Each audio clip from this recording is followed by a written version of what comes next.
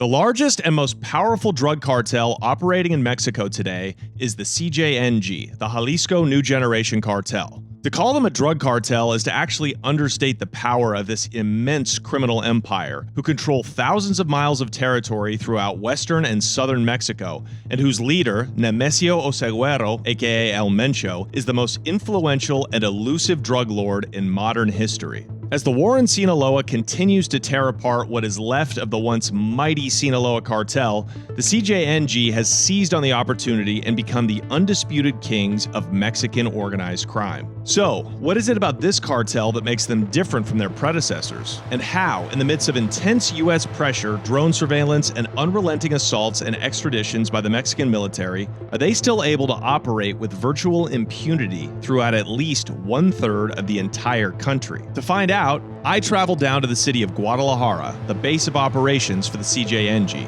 Now, before we get started, as usual, please take a moment to leave a like and a comment on this video and subscribe to the channel if you haven't already. It really helps us out. Listo, mis carnales, vámonos. There's a lot of space here, a lot of abandoned people, a lot of desperate people, just like that kid we talked to. People like him are pretty easy to basically just disappear. Who's gonna look for him? This territory is already controlled and owned. The war is over here. It has been for years. This is a cartel city. There's no doubt about it. We're in the land where one of the only confirmed down federal helicopters was put down by the local controlling interests.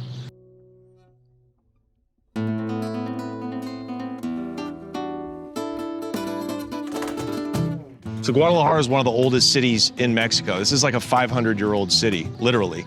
It is a microcosm of the country because on the one hand, it's extremely modernized, it's wealthy. I'm sitting in a cafe that some hipsters started. You know, there's backpackers and there's multinational corporations, and yet people are taken out to the desert and killed and never seen from again every day. And it happens in this city. It's interesting what passes for peaceful in a place like Guadalajara, because that's all you hear people say, oh, city is muy tranquilo, it's very chill. But last night we just found out that people from the American embassy got shot to death at a taco stand. It seems only right that the city that birthed drug cartels in Mexico is once again ground zero for the country's most powerful criminal syndicate. You know, this is the birthplace of it all. Of what we know as drug cartels, it began here in Guadalajara, in this pretty little kind of sleepy town that's now become this giant metropolis. It all began with pot farmers, dirty guys from Mariahuato, La Tuna, these tiny little towns in the mountains in Sinaloa, and they came down to this city, and Miguel Gallardo, he had a vision that drug trafficking was going to become this international industry. And I think it grew into something he could have never imagined. And then now, 50 years later practically, there's another group that controls this city, also not from Guadalajara. Their Mencho is from Michoacan. It took a few decades, but Guadalajara is back on top. Strategically, it's a very important city, Guadalajara. It's not far from Colima and the port of Manzanillo, and you can imagine a lot of the dope's getting shipped out of there. You're not too far from the oil pipeline. These guys do a lot of huachicol, which if you remember the last episode, that's oil and gas theft. Huge rural areas where you can cook meth, fentanyl. They're still growing weed. They still have giant acres and acres and acres of weed fields. And plus you have a ton of financial services here too. So people are just washing money and buying companies and buying businesses. You're not far from main interstates where a lot of the drugs get trafficked through the country and up north. You've all seen Narcos Mexico on Netflix by now, so you know the basic history lesson on the formation of the Guadalajara cartel. It began in 1980, when exiled pot farmers from Sinaloa, who were on the run from the federal government, took refuge to the south in the state of Jalisco, in the burgeoning city of Guadalajara. It was there that Miguel Felix Gallardo, Rafa Quintero, and Ernesto Fonseca formed the Guadalajara cartel, the country's first union of organized drug trafficking groups. So this is Hotel de las Americas. This is the hotel that Felix Gallardo bought and ran his empire from inside. And this was like the hot thing back in 1980, and now it's like a piece of. And Doesn't look like anybody's staying there. And we all saw how that ended with the torture and murder of DEA agent Kiki Camarena at 881 Lope de Vega Street in downtown Guadalajara. Behind me is the Lope de Vega house. This is where they took Kiki Camarena, the DEA agent, back in 1985, and they tortured him for a couple of days, and then they murdered him. And as you can see, it's huge. It takes up almost an entire city block. So since then, the building has been converted into a school, some kind of secondary school or Montessori school. But apparently, up until about 10 years ago, all of the original furniture from the time of Kiki's murder was inside. The mainstream narrative, the one sold to us on the show Narcos, is that Camarena was kidnapped and murdered by the DFS, the Mexican Special Security Agency, who were partnered with the Guadalajara cartel as revenge for Camarena uncovering one of Rafa Quintero's gigantic marijuana fields in the state of Zacatecas. But this is a lie, or at least it only tells a small part of the story. That was back in 1985. They just extradited Rafa Caro Quintero for the murder. And he probably didn't even do it. He was definitely in the house, but he's just the fall guy. The guys who really did the crime are the DFS, who were the Mexican police, the Gestapo, who worked for the Guadalajara cartel.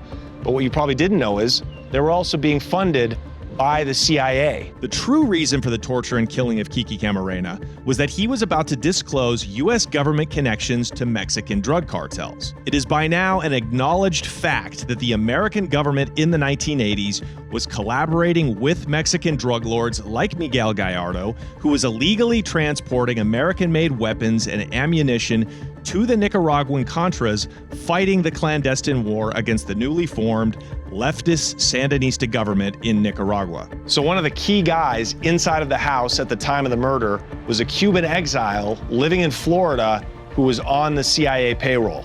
According to The Last Narc, the Amazon documentary about the Camarena murder, a Cuban-born CIA operative named Felix Ismael Rodriguez Mendicutia was at the Lope de Vega house and assisted the Mexican DFS in the torture and murder of Kiki Camarena. He, of course, got off scot-free, as well as the other high-ranking members of the DFS, leaving only poor Rafa Quintero to take the fall. There's a very good reason why nobody has ever been arrested or tried for Kiki's murder, except for right now with Rafa. What did Rafa Caro Quintero know about high-level Mexican politics and the U.S. funding the Mexican government? He was just a weed farmer from Sinaloa. The real bad guys, of course, got away with it because the U.S. was behind it. How many times in history has that happened? Too many to count. After the arrest of Miguel Gallardo in 1989, the Guadalajara cartel imploded, splintering into various regional cartels throughout northern Mexico. And it would be over 20 years before another cartel powerhouse returned to the city. In 2009, as the newly minted Zeta cartel began ripping through Mexico, gobbling up territory with a speed and brutality never before seen in the history of Mexican cartels, Chapo Guzman from the Sinaloa Federation contracted with a group of killers from the Jalisco state to hunt down and kill Zetas wherever they held territory. This group became known, naturally, as Los Mata Zetas, or the Zeta Killers. By 2011, Los Mata Zetas and the Mexican military had substantially weakened the power of the Zetas and taken back much of their territory. Yo siento que fui parte de una punta de lanza del cártel de Sinaloa, trabajando con el cártel, con el gobierno, y nosotros entrábamos con el marco legal, bajo la legalidad, pero éramos utilizados. Hoy en día en tu país está aquel superpolicía que comandó esa guerra contra el narcotráfico y hoy está metido en una cárcel de los Estados Unidos. Entonces no estábamos muy descabellados cuando decíamos, parece que trabajamos para el cártel de Sinaloa. Un secreto a voces que la gente dice, creo que trabajamos, pero no lo podíamos comprobar. Now, around this same time, a rising drug trafficker from Michoacan, a man by the name of Nemesio Ruben Oseguero Cervantes, aka El Mencho, had relocated to Guadalajara to work for the Cartel Milenio, which is based in his home state of Michoacan. When two of the bosses from El Cartel Milenio got arrested, Mencho saw his opportunity. By partnering with the former soldiers from Los Mata Zetas, he formed El Cartel Jalisco Nueva Generación, or the CJNG, what is today possibly the strongest criminal organization in the history of Mexico. Eso no es un secreto, este es territorio de las cuatro letras. Mencho himself, known as El Señor de los Gallos because he loves roosters and cockfighting, has never been arrested. Pues las calles dicen que está vivo. Sí. El gobierno dice que está vivo. O sea, si él estuviera muerto, no te lo dirían. Obvio. Habría una ruptura quizá interna o que otras organizaciones quisieran entrar. Es como se sabe que es una persona que manda ayuda a la gente de los pueblos y los lugares que el gobierno se ha olvidado.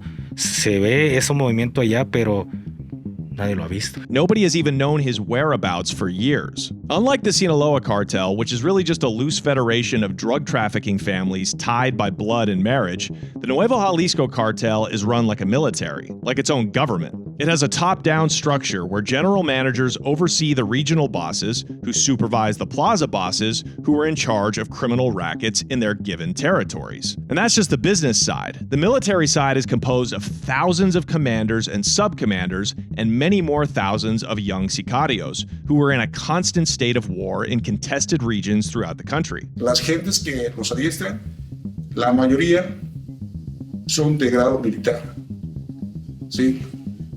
Y tienen sus rangos, todos tienen sus rangos. Son sargento, coronel, comandante. The organization and sophistication are mind-blowing. Tecnología que usan, inhibidores de señal, drones, un dron que están ahorita muy especial y que la misma marca de los drones lo está vendiendo como para seguridad. Ellos lo usan para seguridad de ellos, que trae visión nocturna y trae cámara térmica. Y trae, cuando va volando, hace un mapeo, curvas de nivel y todo. Entonces, cuando ellos van a hacer un ataque o algo, pues ya saben todo. Tienen hasta como maqueta, digamos. Tienen ojos en el cielo. Sí. Also, unlike their former rivals, the Sinaloa Cartel, the CJNG had the good sense to stay away from fentanyl trafficking and got in early on the crystal meth boom, which they now export not just to the United States, but to markets all over the world. They also have cells in Colombia and Ecuador and control much of the cocaine export directly out of those countries. And they still, even in 2025, have large-scale outdoor marijuana growing operations in the state of Jalisco. It's incredible. But they are far from just drug dealers. In the city of Guadalajara, for example, they control almost every aspect of daily life. It's one of the oldest cities in Mexico. There's a lot of old money here and a lot of infrastructure that some of this old money set up years in the past, from haciendas to businesses to industry. And it is basically an economic hub. Trucks, cargo, things get shipped here, things come here from the ocean. It's a center. Outside of Mexico City, this is another like major center for commerce and stuff like that. So it has many opportunities. Every cash business in the city all must pay el piso de propiedad, or a tax to the organization. So we just walked through this gigantic flea market, open air market sort of place. They're selling fish, they're selling live birds, trinkets of all kinds. And everybody is paying a little piso to the bosses. It's a very cosmopolitan city. It's a very educated city. It's probably the second most important city in Mexico besides Mexico City. And yet it's controlled by one or two groups who take money from restaurants, they take money from bars, strip clubs, they take money from fruit vendors, they take money from people that come up and try to wash your windshield. The money is now so tied up, the system they call it, it's so wound up in everyday life, in businesses, in institutions. I don't know how you put that cat back in the bag. Even the Catholic Church kicks up a percentage of their weekly donations to the real lords of the city. Were you surprised, like, just by how firmly the organization has this city under its boot? It's amazing. It's a very passive control that sometimes becomes very active. Hay muchas cosas que aquí en Guadalajara no se permiten y el cártel no lo permite, como es el robo a personas, el robo a vehículos, el secuestro. El cártel no lo permite porque no entra dentro de un negocio que ellos permitan. Robarle al pobre, no le robes al pobre no le robes, porque si tú le robas al pobre, te corto las manos. Si le vas a robar, róbale, pero a los empresarios que tienen sus mercancías ya aseguradas, róbale a ese, pero me vas a dar una cuota a mí. Si tú vendes droga por tu cuenta, si bien te va, te reclutan a la fuerza para que vendas para ellos y te golpean. Si no, te hacen pedazos. O sea, ya no es como antes de que la gente podía vender libremente siempre y cuando les compraras a ellos el material. The cartel's intelligence is vast and low-key. In the metropolitan proper area, you're not going to see a fully armed convoy of people openly displaying their affiliation. We learned that many of these fruit vendors who sell fruit on the main avenues throughout the city also work as halcones, or lookouts for the organization. But what I found most amazing about the presence of the Jalisco Cartel in Guadalajara was the consensus that they enjoy from the citizenry. I haven't seen a city this firmly in the grip of one criminal organization since my time in Culiacan back in 2022, when the Sinaloa Federation was still very much in control of that city. I mean, that's what the CJNG, the Jalisco New Generation Cartel, I mean, they have this entire town of 7 million people under their boot. And it's creepy and it's fascinating. They're accepted as an unpleasant but unmovable fact, a secret that lies just below the lips of everyday people. Nobody wants to say anything. It's hush whispers. When they see dead bodies on the street, they get reported as car accidents. When there's shell casings all over the corpses, things like that. And this is not a poor region. This is not Michoacan. This is not Guerrero. This is not Chiapas. This is Jalisco. Guadalajara is an international city of over 7 million people. Mainstream brands like Coca-Cola and Corona beer are based here. Puerto Vallarta is a half-an-hour plane ride away. I just found out that the World Cup is coming to Guadalajara next year, so they really can't let any bad press leak. The goddamn 2026 World Cup is being held here. And yet, over the last 15 years, tens of thousands of people in Jalisco have disappeared. Some to femicide, Mexico's sick practice of killing women, and the rest to the violence of the Nuevo Jalisco Cartel. So that monument we just passed is essentially a shrine to all of the missing people in Jalisco. And if you could see, it was hundreds of people, women, old people. I don't mean to sound like I wrote this in a Cormac McCarthy novel, but Untold, tens of thousands of people in these hillsides and in the hinterlands that will never be found. Not even dust. This is an ad by BetterHelp. Do you guys know June is Men's Mental Health Awareness Month? I sure didn't. And I sure do got mental health problems. I've been using BetterHelp since long before I had a podcast, long before they sponsored the show. They're the cheapest and they're the best. That's what I care about. BetterHelp is the world's #1 online therapist. With over 30,000 licensed therapists, you will find somebody who fits your needs. The worst part about having to go in to meet a therapist in person is the expense, the time it takes. And then if you get paired with somebody that you don't jibe with, you realize that 2 or 3 weeks into the relationship, you're like, damn, I want to break up with this therapist. And it gets awkward. With BetterHelp, the best part about it is you put in what you need, what you're looking for, the kind of person that can help you. And if you don't like them, they'll easily and seamlessly let you ghost the therapist. We all have done that. We've all ghosted our therapist. Is there anything better than ghosting a therapist? I don't think so. And BetterHelp will help you do that if you need to. But they have tens of thousands of licensed and experienced therapists who they can fit to exactly the kind of person that you need. Oh, interesting. And they also have an app. Check it out. The App Store rating is 4.9 out of 5 based on over 1.7 million client reviews. It's convenient, too. You can join a session with a therapist at the click of a button, helping you fit therapy into your busy life. Plus, as I said, switching therapists you can do anytime at no extra charge, and it's very, very easy. As the largest online therapy provider in the world, BetterHelp can provide access to mental health professionals with a diverse variety of expertise. Talk it out with BetterHelp. Our listeners get 10% off their first month at betterhelp.com/connect. That's BetterHelp, HELP.com/connect. Today's episode is sponsored by Brooklyn Bedding. Guys, these are such comfortable beds. They sent me one and I'm sleeping like a baby again. I'm sleeping like it's my first night in jail. Dreamless. That's the most restful kind of sleep you can get. Brooklyn Bedding has been around for over 25 years. They're known for top-of-the-line comfort and quality without the luxury price tag. Brooklyn Bedding has something for everyone with different firmness options, heights, and dimensions, even non-traditional sizes. So you got a bed for me, a 6'6" king. Anything you need to fit your lifestyle, Brooklyn Bedding can accommodate. Their mattresses are designed and custom made by the best master craftsmen in the industry, with free shipping in the US from their factory in Arizona. And don't forget to upgrade to their Cloud Pillow Top with cooling technology that leaves you cool and comfortable all night long. And here's something else I just found out. Do you know most beds are made with fiberglass? What is fiberglass and how is that possible? Don't ask me, I'm not a scientist, but it can be harmful to your health and likely your mattress contains it.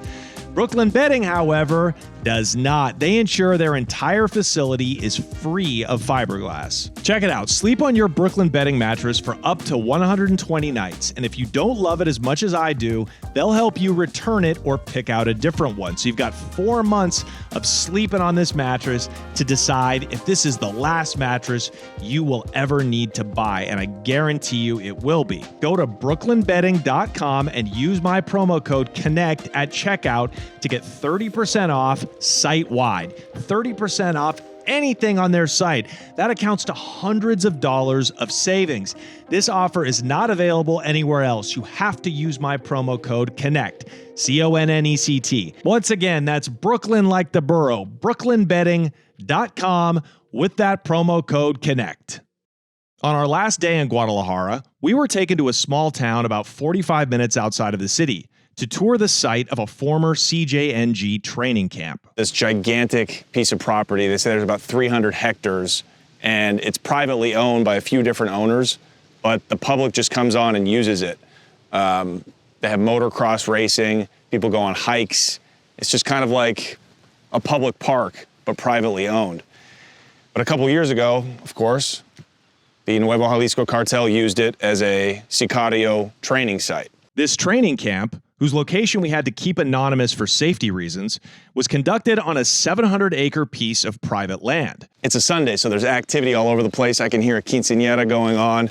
The town is about half a mile to my left. We're about 45 minutes from Guadalajara. So we're not that far away. We're not that deep into the countryside. But still, they felt emboldened to use this as a training site. They had military helicopters flying overhead while they were training. There goes a gunshot. Didn't matter. All of the police, all the municipal police, all of the local cops, all of the feds are all paid off. Didn't matter. We met with the man in charge of looking after the property for the owner, whom he would not identify. Era un llegar de gente como de reclutas, llegar de gente, que yo una sola vez conté 150 gentes. En una sola llegada. This man, who we'll call Freddy, was there the day a representative of the cartel showed up to the property to ask him if they could rent it for a few weeks to train some new recruits. Vi todo esto lleno de camionetas, con gente armada. You see, the cartel is constantly losing people to death, especially at the lowest levels amongst the sicarios, and therefore they're in constant need of private land like this ranch in order to train new recruits into the organization. Una idea más o menos de cada cuánto tenía ciclos de entrenamiento y cuántos de los campamentos había, o sea, los números que estamos hablando, cuántas personas atravesaban y cada cuánto, y cuántos lugares así había o hay. Hay infinidad. Yo en lo que yo vi, en el lugar que yo estaba, llegaban alrededor diario. Lo máximo que yo llegué a ver en un solo viaje fueron alrededor de 300 gentes, en un solo viaje.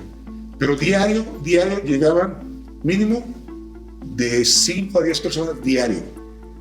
Listen as he gives a glimpse into how Mexico's largest drug cartel trains and disciplines its members. Les quitan identificaciones, les quitan teléfono, les quitan ropa, ¿sí? Todo se les quita.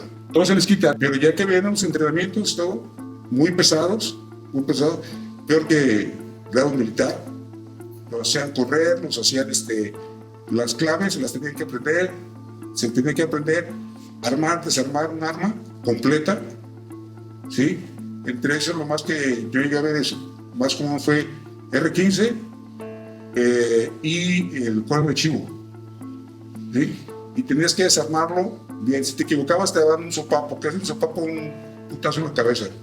Y cada quien es especialista en cierta arma. De hecho, la gente que pasa el entrenamiento, la capacitación, y que ven que no es para eso, de todos modos, y no es para que sean sicarios, de todos modos los tienen como detenidos ahí para cuando es carga de cañón. La gente que se quería escapar, los agarraban y les ponían una madracera a unos. A otros, si querían escapar, ahí mismo los mataban. Freddie admitted to us that he witnessed the CJNG killing people on the ranch and then dissolving their bodies in acid and diesel fuel. Para quemarlos. Usan sopladoras. Sopladoras. Sopladoras para que el fuego sea más intenso. Una fragua. Y más de hecho, los tambos que cuando quemas basura, le haces agujeros y le pones aire, se consumen más rápido y levanta más la temperatura. Sí, se levanta la temperatura. Eso es pues, Y quedan sí. Los cuerpos completamente calcinados. Ajá, y lo que llega a quedar, se muele. Cuando haces bien tu trabajo, no debe quedar nada. The same way that their sworn enemies, the Zetas, used to do. But, as the saying goes, we become what we hate. So basically what we learned is that the cartel, the Nuevo Jalisco Cartel, the way they operate is they'll find a plot of land to use to train new recruits, and then they'll go to a different plot, but they'll never return to the same area. So that's what they do. They just jump around. Aquí no regresan. Ya no regresan a los mismos lugares. There's a huge need for this kind of land to be able to train up people. And I don't know, I don't think they have to twist people's arms. I think people either accept the money that they give them or just let them use it out of fear. What's also so striking to me is the intense discipline that the CJNG demands of everyone in its organization, especially when it comes to drug use. Tú, si eres sicario, no puedes consumir droga. No puedes consumir. Te hacen antidoping. Cuando dices que te hacen antidoping, ¿vienen con pruebas de orina para probar a ver si estás utilizando? Sí. It's strictly forbidden and punishable by death. Si lo agarran con droga, le convierten todo y pues lo desviven. This comes in stark contrast to what we saw while we filmed a few years ago in Culiacan with members of the Maitos in the Sinaloa organization. All those guys do is sit around, sniff coke, smoke weed, and get drunk while they wait for something to happen. So perhaps this rigid, military-style discipline and zero-tolerance policy towards drug use within its ranks is one of the ways that the Jalisco Cartel has managed to persevere over its biggest rival after all these years. Notice also how Freddie was blown away by the weaponry of the cartel. Cuando dices la capacidad del momento, estás hablando de que ametralladoras, hemos escuchado cosas sobre lanzacohetes, cosas que pueden tumbar cosas en el aire. ¿De ese tipo de armamento estamos hablando? Yo lo que vi, y esto sí lo editan, Mejor no lo digas, mejor no lo digas. No, pero sí traen mucho armamento. Yo no conozco mucho de armas, pero yo sí le vi los mentados esos los 50. Lo que sí vi, y aquí sí, cuidado con eso, la capacidad de armamento que tienen es increíble. It's my theory. Maybe this is not the case. But I think what he didn't want to speak about was remote-guided missiles that they have in their possession. Basically, ways of taking things out of the sky with remote-guided missiles.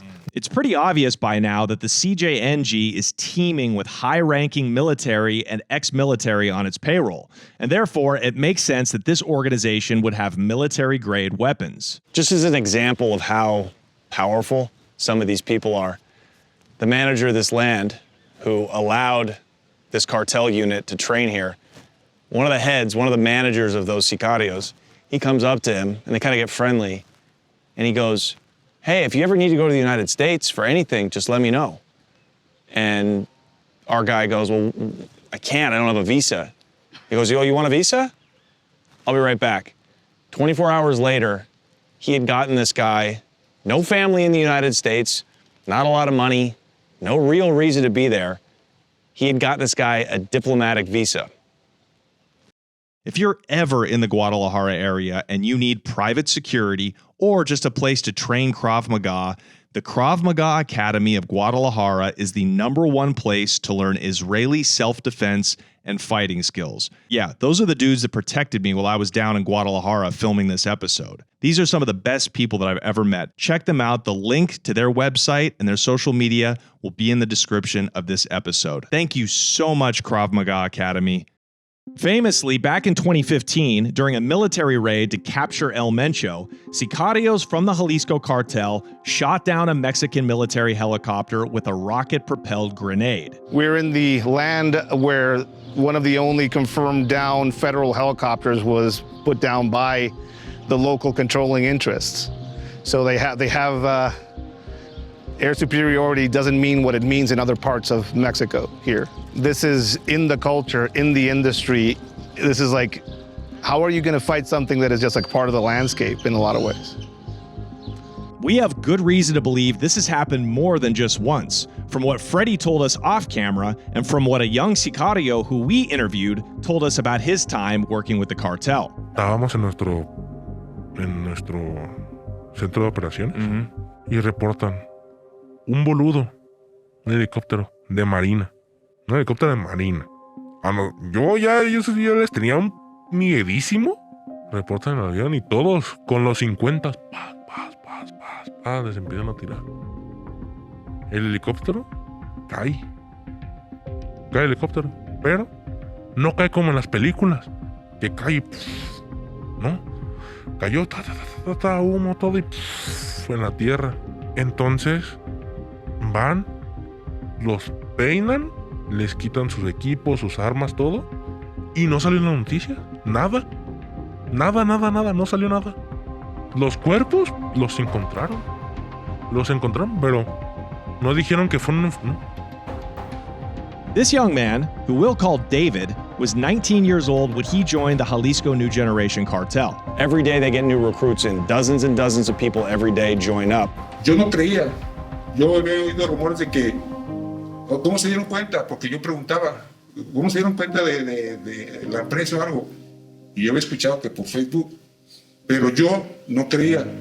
Hasta que dos jovencitos de entre 14 y 16 años máximo, les digo, ¿y ustedes cómo se dieron cuenta? Y me dicen, por Facebook. Yo, ya, cabrón, ¿cómo? Me dice, sí, es que buscamos en Facebook Escuela de Sicarios. Listen to how he was recruited, trained, and then forced to fight in combat more intense than most real soldiers see in war. Yo estaba en TikTok un día normal y me salió una oferta. ¿Y qué es lo que ellos usan en la foto? Camionetas, carros, armas. Y te ponen, ¿quieres trabajar tú en las 4 letras? Entonces yo veo eso y yo digo, pues sí, yo quiero trabajar. ¿Por qué? Porque a mí me lo pintaron muy diferente en el video. Yo mando mensaje a esta persona y le digo, oye, quiero trabajar. Y la primera pregunta que me hace, de tu casa a la central camionera nueva de Jalisco, ¿cuánto haces?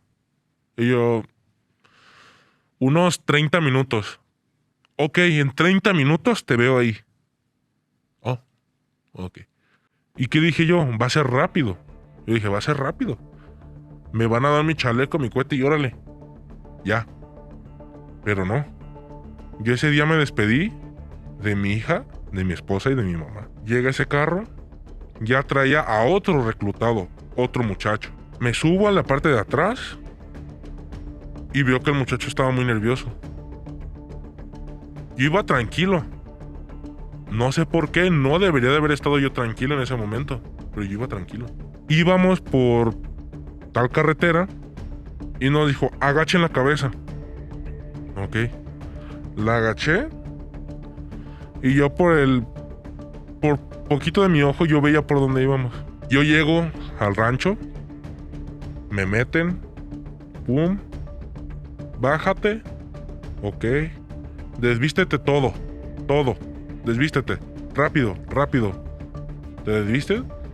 3 sentadillas tosiendo. Ponte la ropa. Rápido. Ponte la ropa.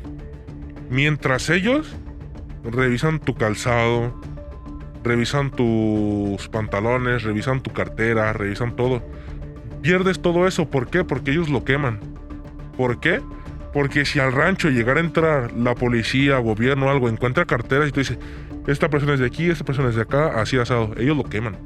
Todo lo queman para no dejar rastro de nada. Nos quitan todo. Me cambio otra vez. Vete para allá. Nos mandan. La rutina era simple. 8 de la mañana, te levantabas, recogían donde dormías, te lavabas la cara, formabas para empezar a hacer ejercicio. Nos entrenaron muy a tipo militar. Muy estilo militar. ¿Por qué? Porque el comandante de esa escuelita fue un exmilitar. Y entre el comandante y los que lo apoyaban a él, habían militares, habían policías, habían marinos. El entrenamiento es casi igual que lo que tiene en el militar. No, es más intensivo. ¿O sea? Sí, porque el militar que yo te dije que yo conocí ahí, que era recluta, le dije, oye, ¿y esto lo hacías tú de soldado? Me dice, no. Yo nunca llegué a hacer en la prueba de fuego. Fue cuando me gasearon. Nos explican, este gas, ustedes 100 hombres, nos metieron en un cuarto pequeño y nos aventaron 2 granadas de esas. Pero anteriormente nos dieron explicación.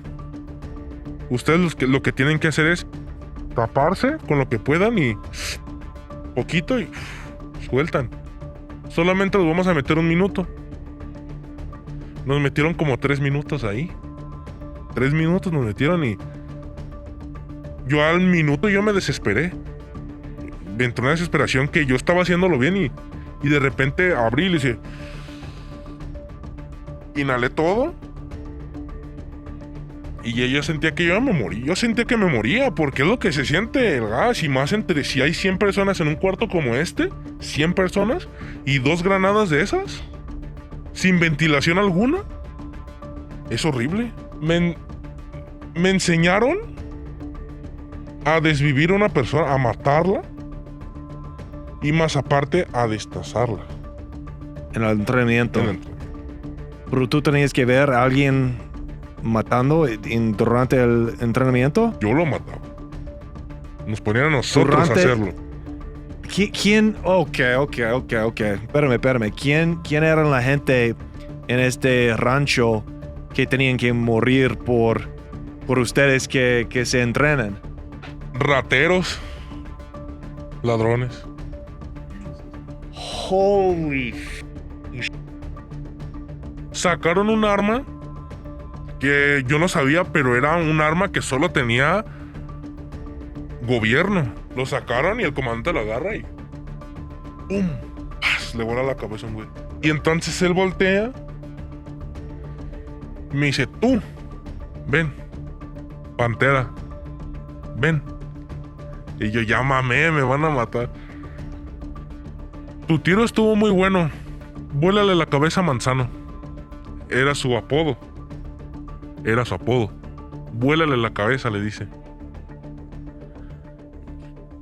Ok, digo, si no lo hago, me matan. He was only with the cartel for 3 months, and by my count, killed over 20 people, including shooting down a military helicopter and executing the soldiers on the ground. The frightening part about all of this is that there's no end in sight. This territory is already controlled and owned. So the flare-ups you see in places like Tijuana or Culiacan, those are all multiple groups fighting over control. The war is over here. It has been for years.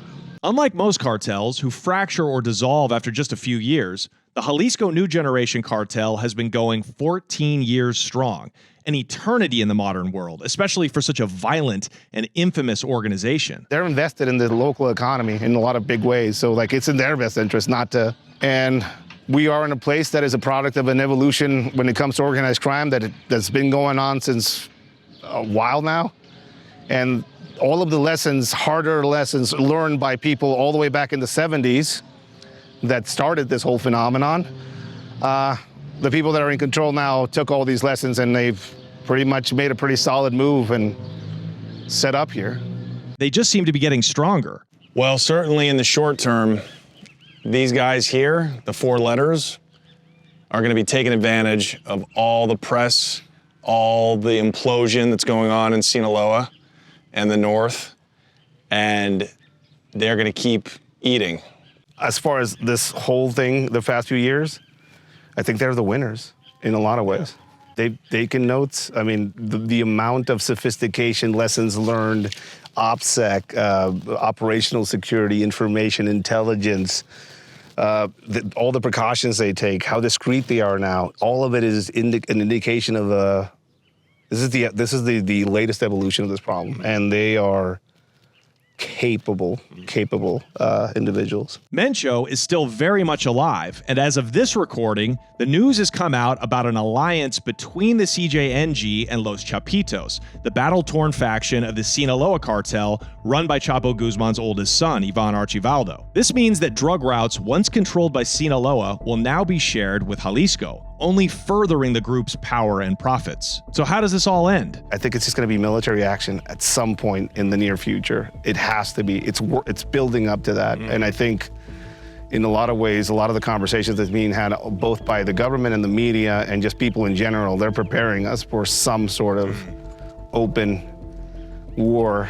I think with the recent announcement of some of like a very specific naming of a few families and family members being designated now in a federal investigation with the designation of terrorism is the first step for actually doing something of this nature. Ed Calderon thinks by an invasion from the United States. In our lifetime, and pretty soon, we're probably going to see the first airstrikes of some sort on Mexico by the United States. The United States has been flying drones over all of this region and over most of the Mexican region where there's these cartel forces moving around, not armed according to their agreement with Mexico. Something's coming. Some sort of dramatic action. Mohammed Karzai being exploded in the Iraqi airport with a drone Ginsu knife missile by Trump. Something of that nature. I don't think America is ever actually going to bomb Mexico. Short of that, the second most far-fetched scenario is that Mexico City says, we're cleaning our country up for good.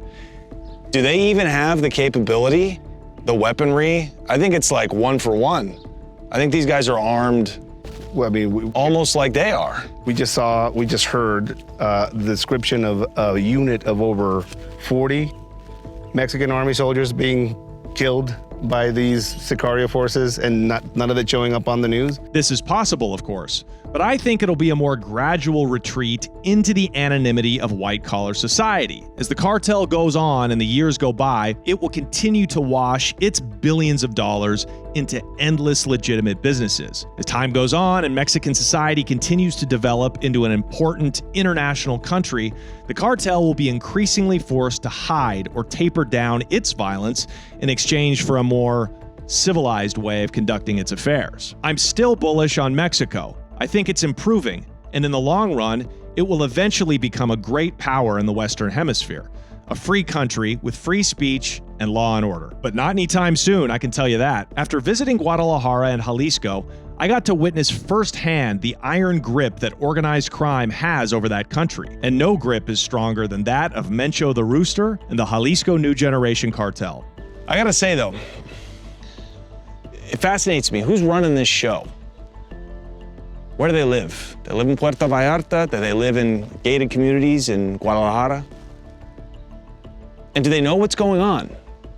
Do they know about all these teenagers getting burnt to death because they didn't want to be part of the cartel? Or do they know about how helicopters are getting shot out of the sky and innocent people getting killed? Do they know about this? And can they just give the order, hey, no more of that? We're a clean business. We just sell drugs. It makes me have less sympathy for these people. Truly, you know, I can't say that I really agree with anything that Donald Trump has done, but these guys are terrorists. I mean, this is terroristic behavior. I don't really know what else you call it. I mean, it's monstrously evil, is what it is. Yes, they take care of the people that build roads. They don't make people be part of the cartel. That's something. But do 15, 16-year-olds really have a choice when they say, oh yeah, all my friends are doing it, it looks cool. And then they show up here, and when they show up here to this training site, they have no choice. So I don't really know another word to ascribe to that. It's evil. All right, you guys, that's been today's video. Thank you so much for watching. We really appreciate it. Make sure to leave a like and a comment, subscribe to the channel, and we will see you next week. Take care.